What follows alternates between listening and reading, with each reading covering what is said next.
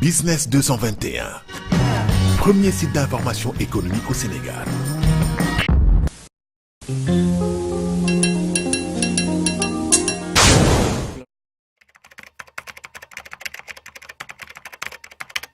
L'Institut Confucius je suis tenté de dire que c'est un peu le fleuron de la coopération chinoise, parce que c'est un parfait exemple de ce qu'une bonne coopération peut faire entre deux pays. Par le biais de l'Institut Confucius, la coopération chinoise sert un peu, disons, relaie un peu les prouesses de la grande Chine. La Chine, de par ses performances en matière économique, de par l'exemplarité de sa trajectoire historique, mais aussi de par le modèle économique qu'elle offre au monde, est un partenaire, j'allais dire, par excellence, n'est-ce pas, du point de vue de la coopération internationale pour le Sénégal.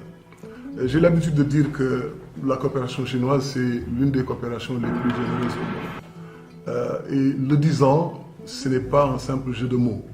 Je fonde mon propos sur un vécu, sur une expérience personnelle, sur, disons, le fait de noter au quotidien comment un pays qui a derrière lui plus de 10 000 ans d'histoire peut-il servir de référence, en tout cas pour accompagner le Sénégal dans la marche vers l'excellence et le développement.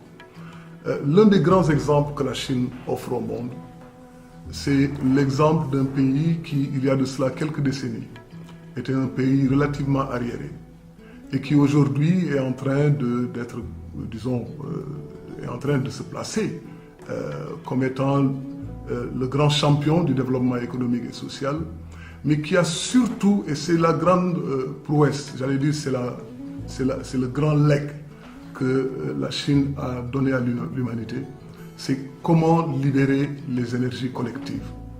Je pense que ne serait-ce que sous ce rapport, l'exemple de la Chine, la trajectoire de la Chine est un exemple pour le Sénégal. Parce qu'un pays qui en quelques décennies a pu gravir les échelons, réussir un taux de croissance à 2 chiffres et damer le pion à de vieilles puissances industrielles de l'Europe, je crois que c'est un pays dont l'exemple mérite d'être étudié, mérite d'être suivi. Et la Chine se montre très généreuse envers le Sénégal. Je pense que l'Institut Confucius, dans lequel vous vous retrouvez aujourd'hui, en est un parfait exemple. C'est un pays qui a mis à la disposition du gouvernement du Sénégal cet outil avec un investissement de l'ordre de 1,4 milliard pour certainement favoriser le développement de l'enseignement du chinois et de la culture chinoise, mais aussi accompagner l'Université Cheikh Anta Diop, accompagner le gouvernement du Sénégal pour faire face aux enjeux majeurs de notre pays. Et quels sont...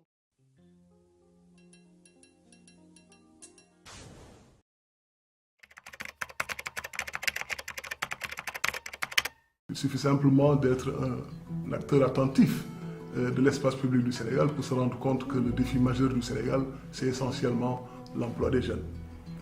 Considérer que chaque année, plus de 200 000 jeunes se retrouvent sur le marché du travail sans aucune qualification. Donc il y a un défi de qualification auquel la jeunesse sénégalaise se retrouve confrontée.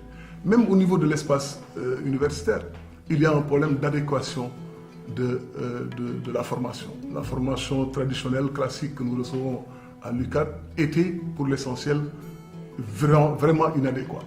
Et voilà que la coopération chinoise, disons, arrive et nous donne les outils pour essayer de, j'allais dire, reconvertir nos étudiants.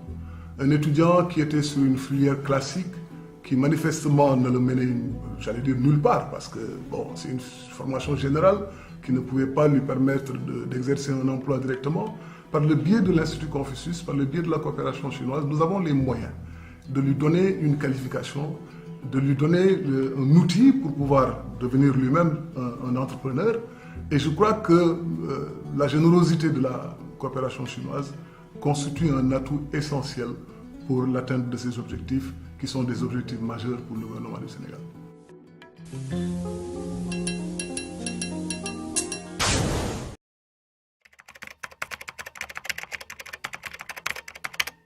c'est une option que nous avons adoptée depuis, disons, cette année. On en est à, j'allais dire, à la case départ. Et c'est une option qui s'impose parce que nous sommes partis d'un constat. Le constat, c'est que le marché de l'emploi, il n'est pas très, j'allais dire, développé. La possibilité d'absorption des jeunes au niveau de ce marché de l'emploi et cette capacité est très limitée. Nous formons des étudiants pour les industries de la place, mais on s'est rendu compte que cette capacité d'absorption est très limitée. Alors, l'agriculture, c'est un immense boulevard. Et aussi, l'agriculture est un enjeu de survie pour nos pays. Comment régler la question de l'autosuffisance alimentaire? Donc, voilà une option qui nous permet d'un seul coup de trouver une solution à la question de l'autosuffisance alimentaire et dans le même temps régler la question de l'emploi des jeunes. C'était une opportunité toute trouvée qui s'est offerte à nous. La coopération chinoise nous a permis de mettre en avant cette formation et il se trouve qu'il y a une énorme attente de la part de nos jeunes. Dès le départ, plus d'une centaine se sont inscrits, plus d'une centaine d'étudiants sont inscrits dans ce module. Et nous avons adopté une démarche très pragmatique qui allie à la fois la formation théorique et la formation pratique. Une formation théorique est en cours sur un module de 6 mois et il va suivre une formation pratique avec la coopération chinoise, la coopération de la mission chinoise, d'ailleurs vous avez eu l'occasion de les rencontrer dans nos murs. Ils vont nous aider à prendre les étudiants et à les accompagner du point de vue de l'apprentissage de la production jusqu'à la commercialisation. Donc c'est une chaîne globale du secteur agricole que nous avons essayé de développer ici au niveau de l'Institut Confucius. Et c'est un pari qui est un pari jouable. Nous avons les étudiants, nous avons l'encadrement, nous avons les facilités qu'il faut, nous avons les terrains qu'il faut, nous avons l'expertise qu'il faut, nous avons les moyens qu'il faut. Et il y a un énorme enthousiasme, non seulement de la part des étudiants, mais aussi de la part du corps enseignant. Ce qui fait qu'à l'heure où je vous parle, nous avons déjà 100 inscrits dans le programme. Et ces 100 inscrits, nous allons leur donner, comme je l'ai dit tout à l'heure, une formation pratique, une formation théorique, mais aussi nous allons les accompagner jusqu'à l'accès au foncier. C'est en cela que nous sommes en train de négocier avec les différentes mairies de la place pour leur demander d'octroyer des lopins de terre aux étudiants qui sont ressortissants de leur localité. Et ces étudiants, nous donnons les moyens de les former au métier de l'agriculture et les maires nous ont promis de leur octroyer des lopins de terre pour expérimenter ce qu'ils auront appris au sein de l'Institut Confucius. Donc c'est un module qui est immédiatement fonctionnel. C'est un module qui n'a pas de prétentions théoriques, mais qui a une démarche essentiellement pragmatique.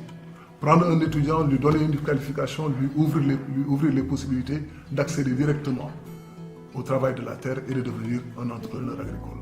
Et c'est ce que nous sommes en train de faire.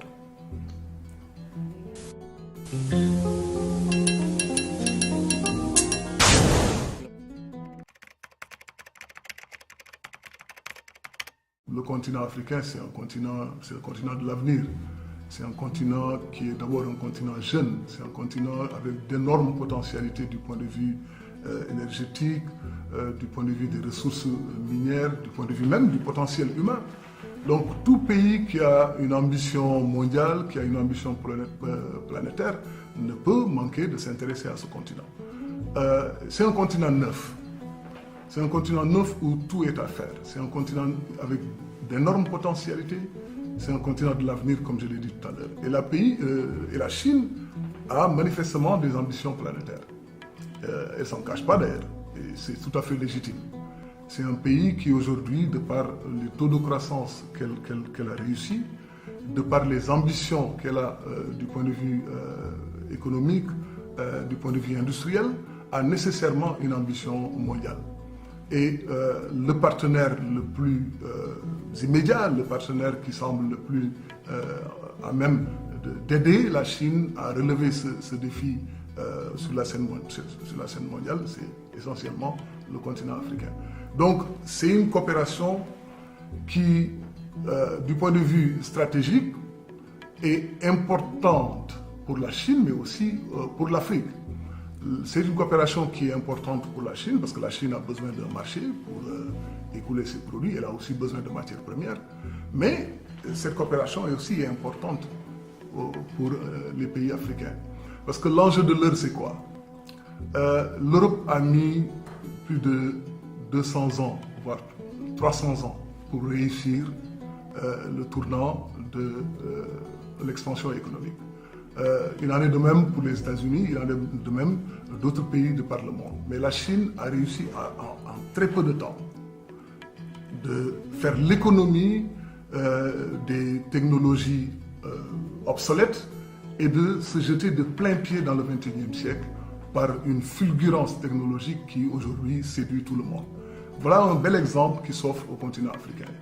C'est-à-dire comment faire en sorte que les mauvais exemples européens, un type d'économie qui prend très peu soin de l'environnement, un type d'économie qui est essentiellement générateur d'inégalités. Comment éviter les faux pas de l'Europe? La Chine nous offre un exemple des plus patents. L'exemple d'une réussite au plan industriel, l'exemple d'une réussite équilibrée. Faire en sorte que la technologie et les prouesses du développement soient au service de la majorité.